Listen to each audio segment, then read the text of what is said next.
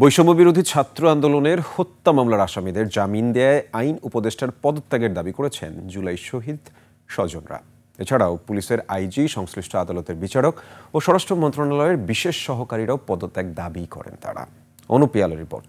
ওয়ালটন এখন দেশের সীমানা পেরিয়ে পৌঁছে গিয়েছে 50টিরও বেশি দেশে। ওয়ালটন, ঘরে ঘরে বিশ্বজুড়ে। জুলাই হত্যাযজ্ঞের জন্য দায়ী ও খুনিদের জামিনের প্রতিবাদে সচিবালয় অভিমুখে যাত্রা করেন স্বজনরা।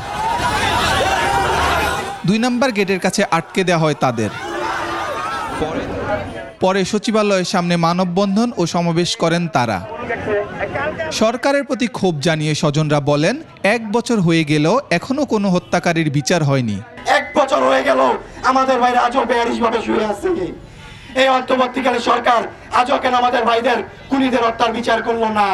এছাড়াও হত্যাকারী আসামিদের জামিন দেওয়ায় ক্ষোভ জানিয়ে তারা অন্তর্বর্তী সরকারের আইন উপদেষ্টার পদত্যাগ দাবি করেন। রোববার পর্যন্ত বেঁধে দেওয়া হয় আলটিমেটাম। টাকা খেয়ে হাইকোর্টের সাথে লিয়াজু মেনটেন করে সমস্ত আসামিদেরকে জামিন করে দিচ্ছে। বর্তমান সরকারের আইন উপদেষ্টার পদত্যাগ চাই। জুলাই আহত ও শহীদদের স্বজনরা সচিবালয়ের দিকে যেতে চাইলে পুলিশ বাধা ও অসদাচরণের অভিযোগও করেন তারা। অনুপ পিয়াল, 21 টেলিভিশন, ঢাকা।